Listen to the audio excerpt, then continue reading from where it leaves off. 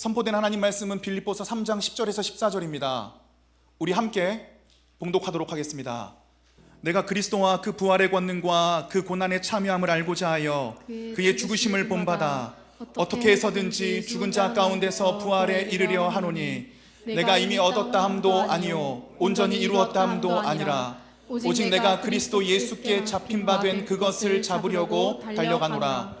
형제들아, 나는 아직 내가 잡은 줄로 여기지 아니하고 오직 한 일, 즉 뒤에 있는 것은 잊어버리고 앞에 있는 것을 잡으려고 표대를 향하여 그리스도 예수 안에서 하나님이 위에서 부르신 부름의 상을 위하여 달려가노라. 아멘. 착석하겠습니다.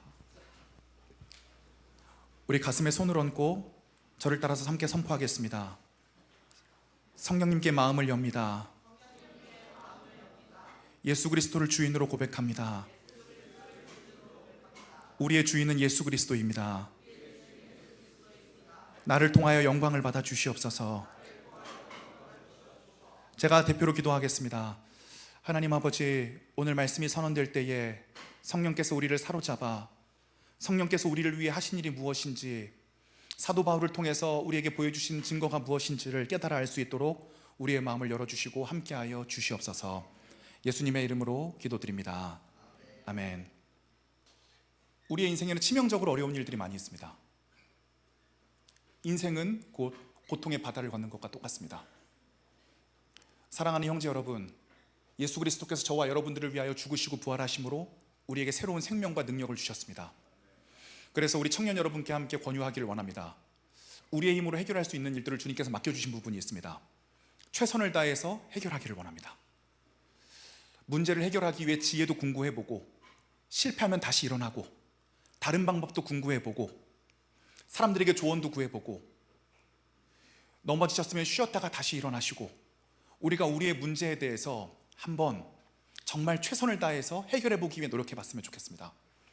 그런데 그럼에도 불구하고 저와 여러분들의 무수한 노력에도 해결되지 않는 우리 인생의 문제들이 있을 것입니다.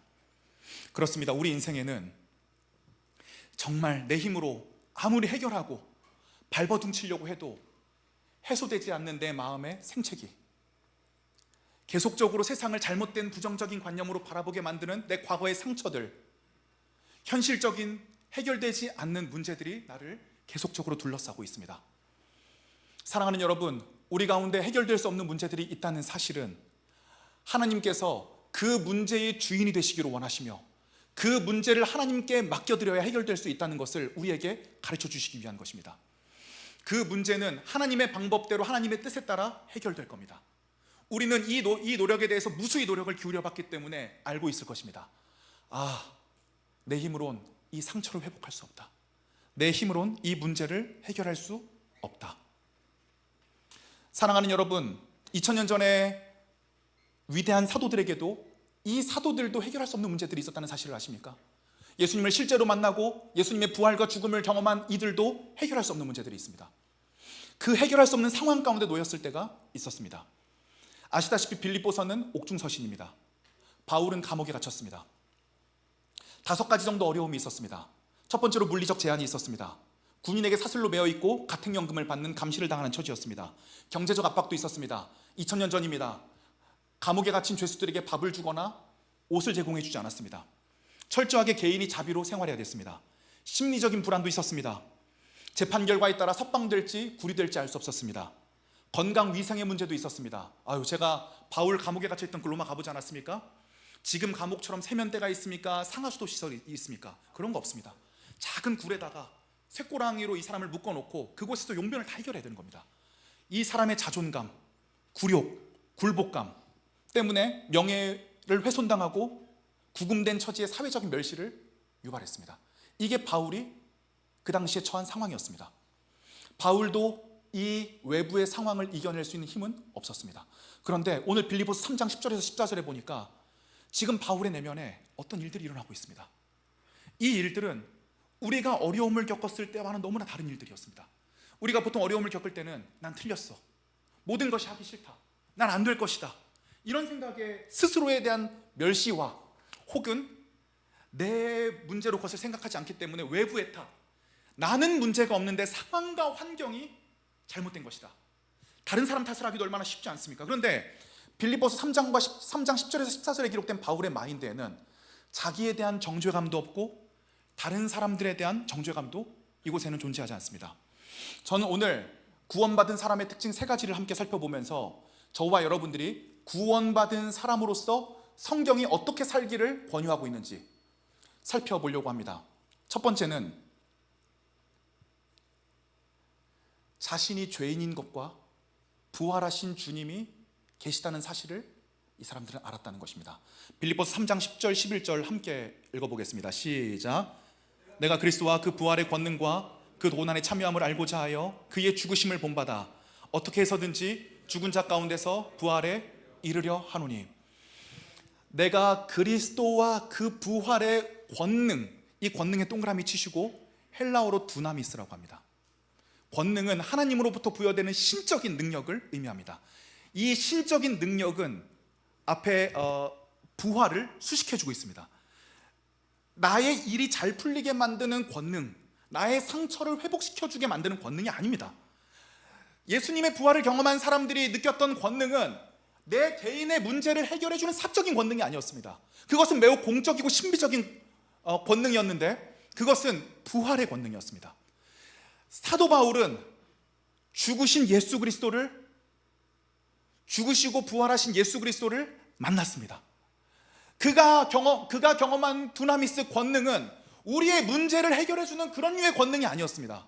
이 권능은 예수 그리스도께서 죽으시고 사흘 만에 다시 살아나셨다라고 하는 권능이었습니다. 예수 그리스도께서 왜 죽으셨습니까? 우리는 이 부분을 살펴보지 않을 수 없습니다. 예수 그리스도께서 그러면 왜 죽으셨는가? 예수 그리스도께서는 죄인인 인간을 위해서 죽으셨습니다. 저와 여러분들을 위해 신이 죽었습니다. 여러분들이 이렇게 생각할지 모르겠습니다. 그건 참 효율적인 일이다. 한 사람이 죽음으로써 모든 사람이 구원을 받게 되었다. 모든 사람이 죽는 것보다 한 사람이 죽는 것이 나을 수도 있다. 이것이 무슨 얘기입니까? 예수 그리스도는 완전히 인간으로 왔지만 완전한 하나님이었습니다. 그분은 신이었습니다. 온 우주와 저와 여러분들의 모든 생명의 가치를 다 합친다고 하더라도 그분의 가치에 발 뒤꿈치에도 이를 수 없는, 우리의 가치가 그분의 가치에 신발끈도 맬 수 없는 아주 무가치한 벌레와 같은 우리를 위하여서 아주 위대한 분이 죽었습니다. 그가 저와 여러분들을 위해 십자가를 지었습니다. 바울에게는 어떤 고백이 있습니까? 내가 죄인 중에 괴수였다.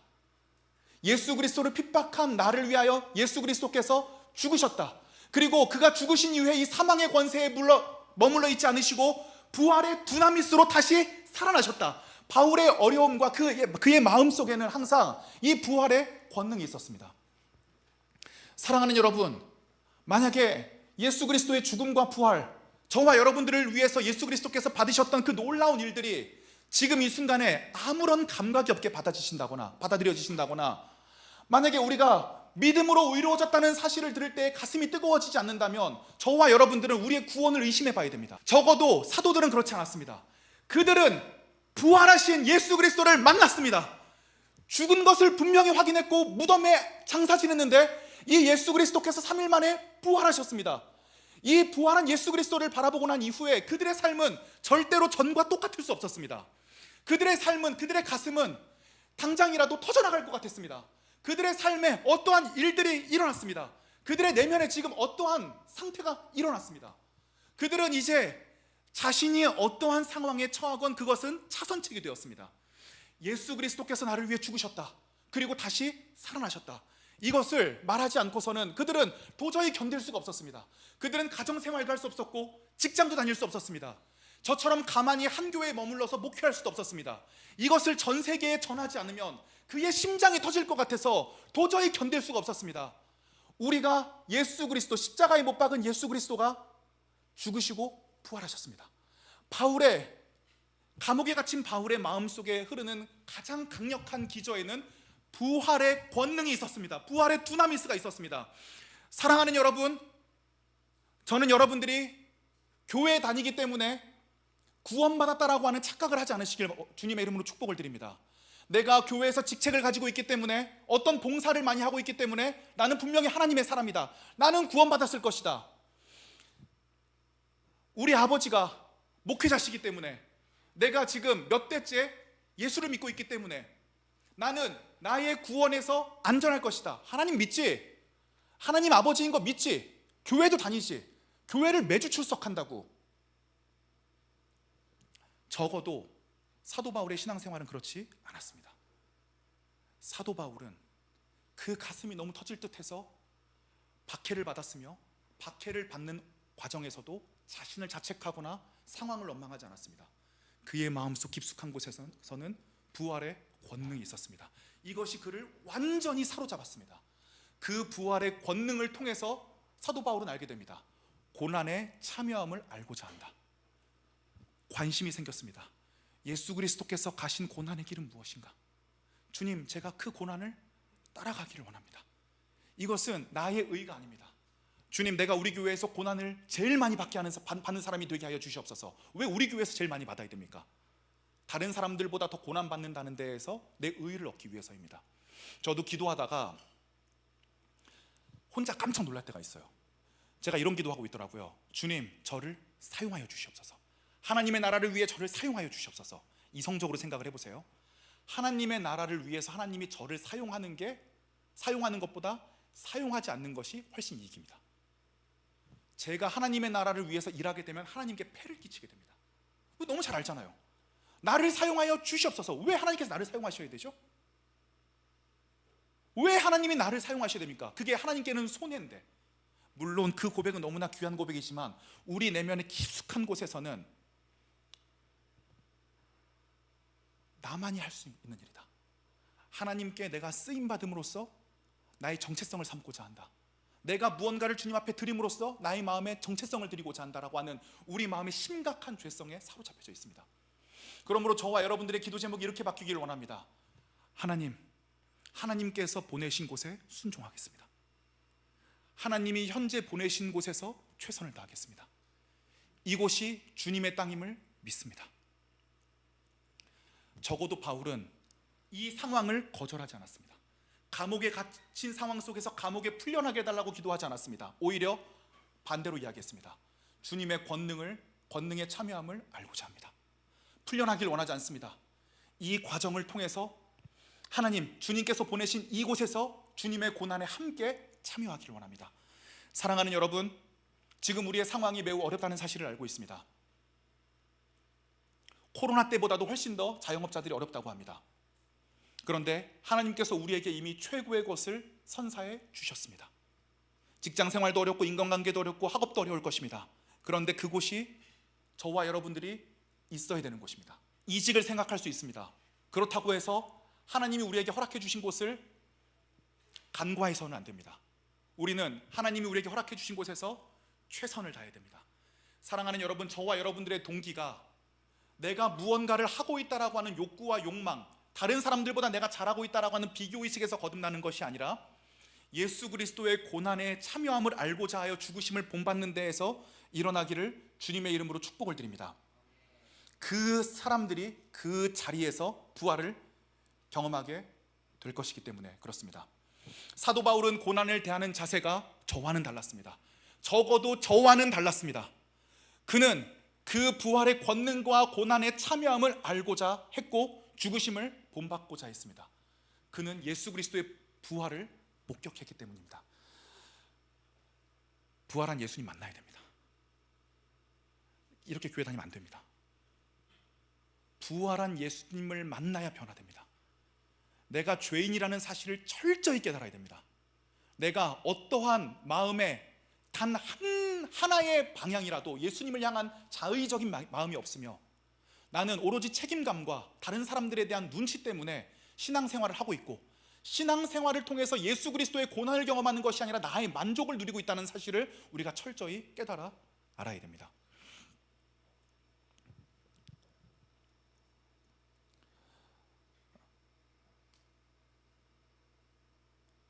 두 번째 사실을 보겠습니다. 빌립보서 3장 12절 함께 읽겠습니다. 시작. 내가 이미 얻었다 함도 아니요 온전히 이루었다 함도 아니라 오직 내가 그리스도 예수께 잡힌 바 된 그것을 잡으려고 달려가노라. 아멘. 그럼에도 불구하고 이 과정 중에는 지금 구원받은 주님의 백성들이 너무나 많이 있습니다. 오늘 본문 12절을 통해서 내 마음을 되돌아볼 때 나의 구원을 점검해 보시기를 원합니다. 사도 바울은 이런 마음이 있었습니다. 내가 이미 얻었다 함도 아니요 온전히 이루었다 함도 아니라. 구원이 이미 이루어졌지만 완전히 이루어진 것은 아니었습니다. 하나님께서 예수 그리스도를 통해서 나의 죄짐을 모두 담당시키셨지만 그럼에도 불구하고 내가 성화의 과정에서 뛰어가야 될 것이 있었습니다. 즉 감옥에 갇힌 사도 바울의 이 모습이 보이십니까? 내가 감옥에서 나갈 수 있을까? 내가 감옥에 나가서 또다시 많은 사역을 할 수 있을까? 바울은 이런 고민을 하지 않았습니다. 나는 구원을 얻기 위해 달려가노라. 표대를 향하여 달려가노라. 이런 고백을 했습니다. 자, 우리의 마음을 보십시오. 우리의 마음에 여러 가지 나를 둘러싸고 있는 지위, 나이, 정체성, 열정, 열망, 사역, 이 모든 것들을 다 덮여 나의 존재를 덮고 있는 그 모든 천들을 다 갈아엎고 나의 존재를 보십시오. 지금 죄에 빠져 있을 수도 있고 힘든 과정일 수도 있고 그런 것들을 다 환경을 다 제하해버리고 나의 그 중심을 보십시오. 우리의 마음에 표대를 향하여 달려가고자 하는 강력한 열망이 있습니까? 내 이익과 상관없이, 내 생각과 감정과 상관없이 무언가 하나님을 위하여 살아야겠다라고 하는 강력한 열망이 있습니까? 그 열망이 있으시다면 저와 여러분들은 하나님의 사람입니다.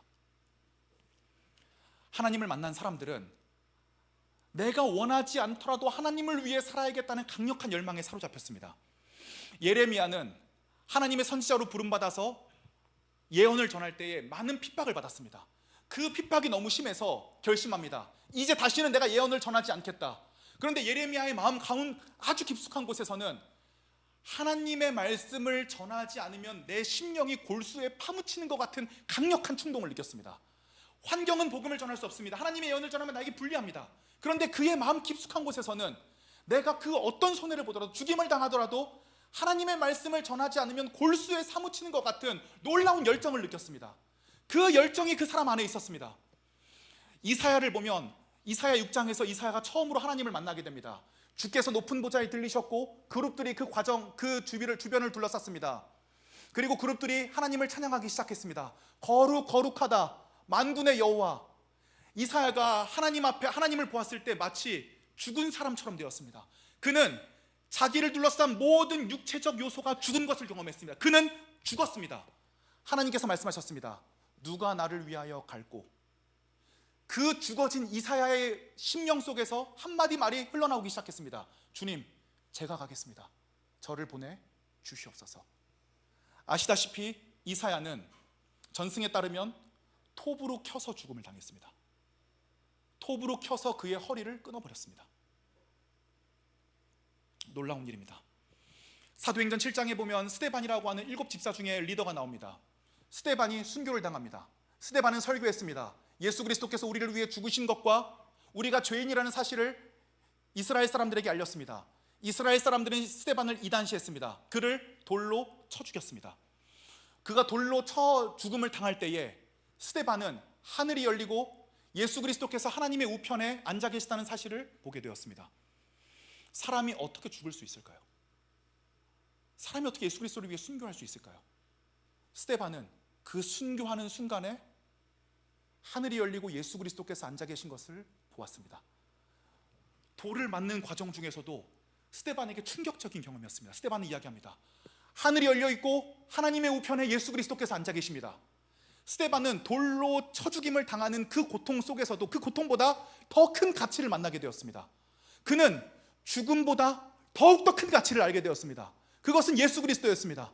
스데반을 위하여 죽으시고 부활하신 예수 그리스도의 두나미스였습니다. 그는 지금 이 순간의 고난보다 뛰어넘지 않을 수 없게 되는 놀라운 능력을 얻게 되었습니다. 그것이 이미 얻었다 함도 아니고 온전히 이루었다 함도 아닌 그 구원의 과정을 살아내는 것임을 본인이 깨닫게 되었습니다. 우리가 살아가는 과정은 구원의 과정입니다. 예수 그리스도께서 우리를 위해 죽으시고 부활하셨지만 그럼에도 불구하고 우리는 그 과정을 살아내야 됩니다. 사랑하는 여러분, 우리가 그 과정 중에서 철저히 죄인이라는 사실을 깨달아야 됩니다. 요즘 우리 청년에게도 청년부에도 그런 경험을 겪는 친구들이 종종 있는 것 같습니다.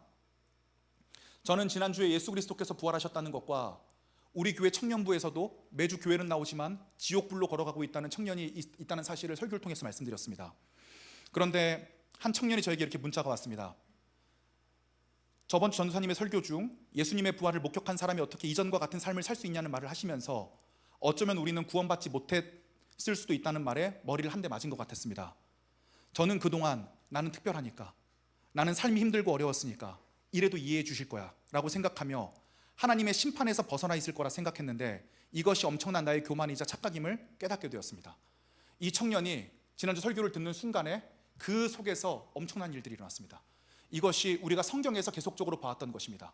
그가 죄인인 것과 죄의 상태에 놓여져 있으며 우리의 힘으로는 우리를 좋게 볼 수 있을 아무런 요인이 없기 때문에 구원을 받을 수 없다는 사실을 깨달았던 것입니다.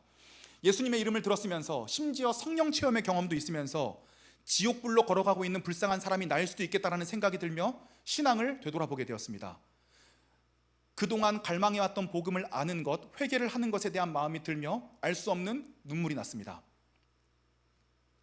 내가 죄인일 때 예수께서 십자가에 달리심으로 나에 대한 사랑을 확증하셨다는 게 실제로 일어난 일임이 알아졌습니다. 그래서 주일날 밤에 연락이 온 거예요. 그래서 제가 로마서 읽으라고 했습니다.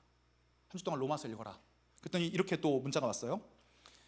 이 깨달음을 얻고 잊지 않고자 일주일 내내 로마서 말씀을 읽으며 기도를 놓치지 않으려 애썼지만 조금만 방심해도 다시 사람들을 판단하며 정죄하며 내가 나의 주인된 모습을 보게 되었습니다. 전도사님이 자주 말씀하시던 심각한 죄의 상태에 빠져 있다는 것이 깨달아졌습니다. 깊이 깨닫고 노력해도 순식간에 다시 이전의 모습대로 살고 있는 내가 바로 죄인이구나. 엄청난 죄의 굴레에 빠져 있구나. 그래서 쉬지 말고 기도해야 한다는 거구나 느끼며 완벽해지기 위해 살던 모습을 내려놓고 끊임없이 죄인임을 인정하며 하나님께 도움을 구해야겠다라는 생각을 하게 되었습니다. 이번 주에 우연한 기회에 이 친구를 만나서 또 얘기를 하게 되었습니다. 이 친구가 너무 신난 거예요. 부활한 예수 그리스도를 만난 겁니다. 말하지 않고는 견딜 수 없는 거예요. 그래서 말을 하지 않을 성경에 있는 일이 똑같이 벌어지는 거예요. 말하지 않을 수가 없어서 만나는 사람마다 그 얘기를 내가 지금까지 신앙생활 잘못해왔던 것 같다. 하나님을 새롭게 만난 것 같다. 이런 얘기를 하는데 그의 마음 가운데 엄청난 충만함이 있었다고 이야기를 했습니다. 제가 이 자매의 얘기를 들으면서 저에게도 최근에 벌어진 일들을 그 자매에게도 나누게 되었습니다. 그 청년에게도 나누게 되었습니다.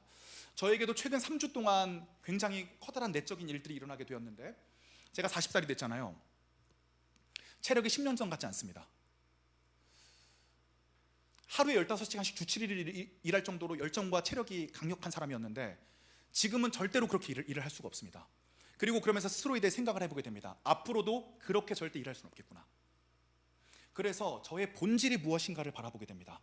저의 본질을 둘러싸고 있는 열정이라고 하는 이불을 한꺼풀 벗겨내고 나이와 젊음과 열정이라고 하는 이불도 벗겨내고 지위도 벗겨내고 제가 나름대로 30대 때 이룬 일에 대한 성과도 벗겨내고 나니까 제 안에 무엇이 있냐면 그 자기만족과 우월감에 취해 살고 있는 저의 굉장히 속 깊은 죄의 자아를 바라보게 됩니다. 여러분들이 저한테 나쁜 얘기 안 하시잖아요. 만나면 전사님 오늘 설교 은혜 받았습니다 이렇게 얘기하지, 오늘 설교 좀 심각하시던데요? 좀 기도 좀 하셔야겠 이런 얘기를 안 하시잖아요.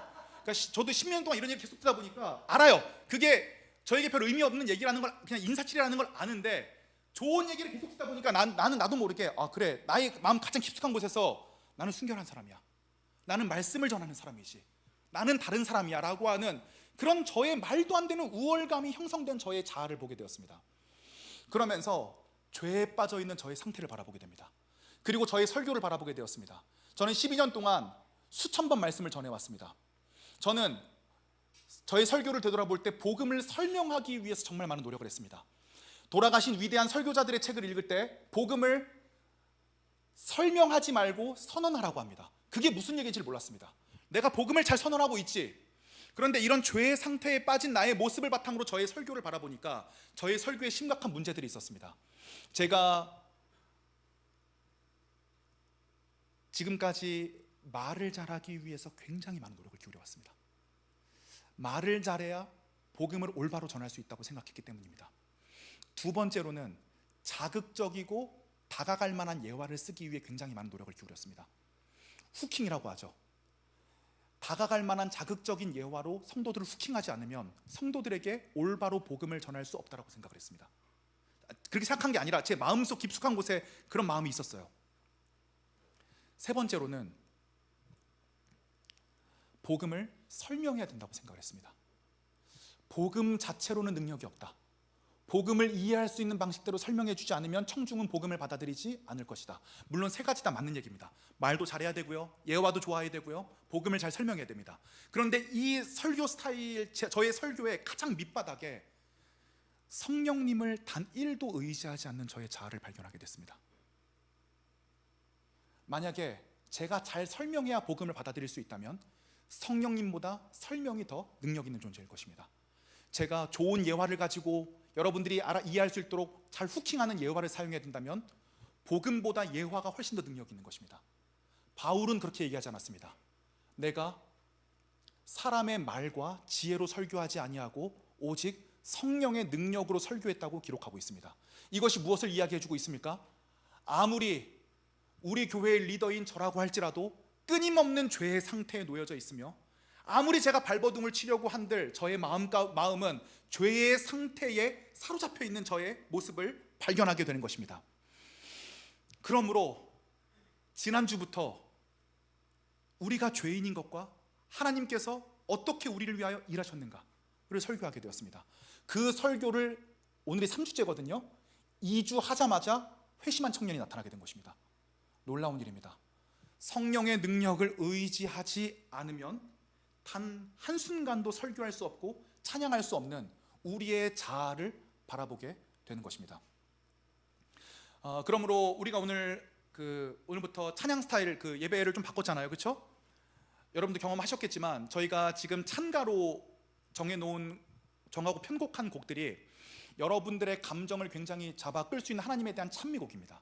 그런데 이 찬양을 하실 때에 우리가 단순히 음악에 취해서 음악을 가지고 나의 감정을 북돋는 식으로 하나님께 나와서는 곤란하겠습니다.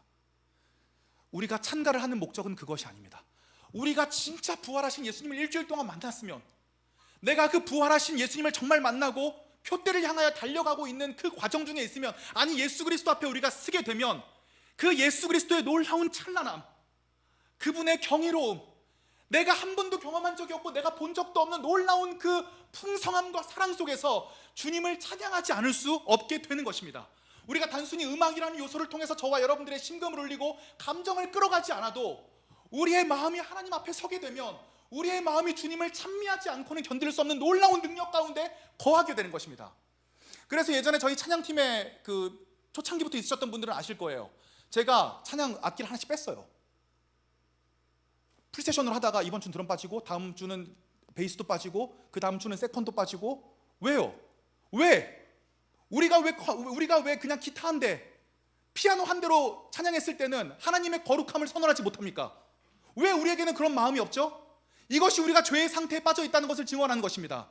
우리는 예수 그리스도의 경이로움보다 음악을 신뢰합니다. 우리는 예수 그리스도의 경이로움보다 설교를 신뢰합니다. 여러분 주일날 예배 나오셔서 설교를 들으시면서 왜 평소에 성경은 읽지 않으십니까? 당연합니다. 성경 말씀이 내 인생에 의미가 없고 능력이 없다고 생각하기 때문입니다. 설교 한 번 들으면 됐지. 설교에서 성경을 잘 해설해 줬으니까 그거 한 번이면 충분하지. 무엇을 얘기합니까? 저와 여러분들이 죄의 상태에 빠져 일주일 내내 하나님을 바라보는 방향으로는 전혀 가고 싶지 않은 우리의 마음의 상태라는 것을 이것이 알려주는 것입니다. 우리가 예배를 통해서 이것이 깨달아지기를 주님의 이름으로 축복을 드립니다. 마지막으로 세 번째 볼 사항이 있습니다. 14절 다 같이 읽겠습니다. 시작. 표대를 향하여 그리스도 예수 안에서 하나님이 위에서 부르신 부름의 상을 위하여 달려가노라. 아멘. 놀라운 구절입니다. 바울이 설정했던 표대는 자기 삶의 목적이 아니었습니다. 내 자아 실현이 아니었어요. 내가 이렇게 되고자 하는 모습을 머릿속에 강렬하게 그려놓고 그것을 따라가는 삶이 아니었습니다. 그 표대는 그리스도 예수 안에서 부르신 부름의 상이었습니다.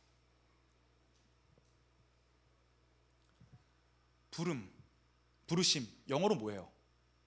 콜링. 그거 좋아요. 좋아. 수준 많이 올라왔어요. 한문으로는 뭐예요? 좋아요. 사명, 소명. 하나님이 부르신 것이 소명입니다. 그럼 하나님이 저와 여러분들을 어떻게 부르셨을까요? 일상으로 부르셨습니다. 일상으로 불렀다고요. 거대한 저와 여러분들이 성공하는 스토리 속으로 부르신 것이 아니에요. 우리의 자아와 우리의 꿈과 이상을 이루어지는 방식으로 우리를 부르신 것이 아닙니다.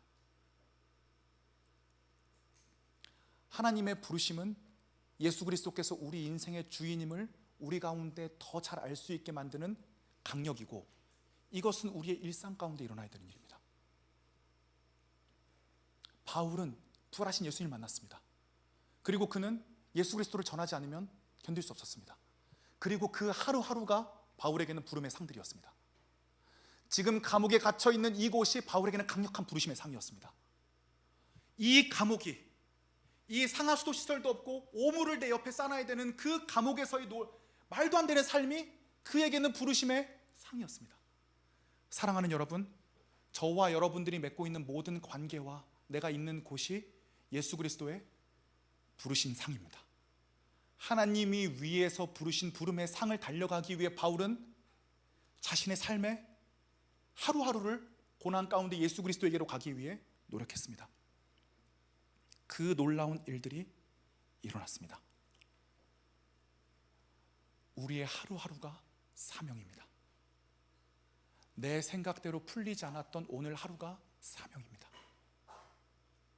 내 생각대로 풀리지 않았던 내 인생 하루하루가 사명입니다. 사랑하는 여러분, 우리가 우리의 사명을 예수 그리스도의 십자가를 지듯이 하루하루 견뎌내는 그 부름의 상을 이번 주 살아가시기를 원합니다. 말씀을 결론을 맺으려고 합니다. 어떤 노력하지 마세요.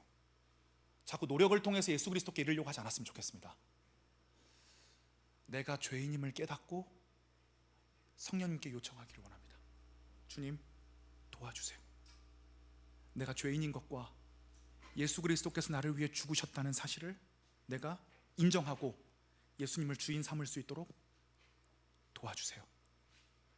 하나님께서 하나님의 방법과 하나님의 때에 저와 여러분들에게 놀라운 일을 행하여 주실 것임을 주님의 이름으로 축복을 드립니다. 우리 그래서 이 찬양 함께 불렀으면 좋겠는데요.